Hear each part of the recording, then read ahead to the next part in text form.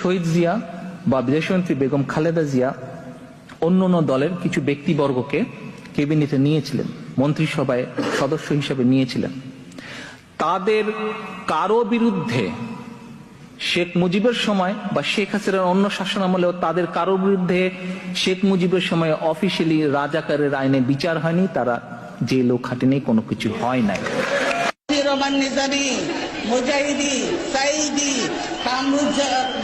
সাইদি, কামরুজ্জামান, কাদের মোল্লা, এদের সবাইকে তারা মিথ্যে মামলা দিয়ে গ্রেফতার করে রেখে দিয়েছে।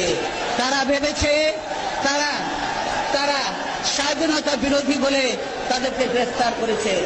আমি বলতে চাই, আজকে তারা যে অবস্থা করেছে, গোপন চুক্তি করে, স্বাধীনতার পরেও যে গোপন চুক্তি করেছে, স্বাধীনতা বিরোধী শক্তি হলো এই আওয়ামী লীগ, হলো স্বাধীনতা বিরোধী শক্তি, দেশের বিরোধী শক্তি হলো এই আওয়ামী লীগ।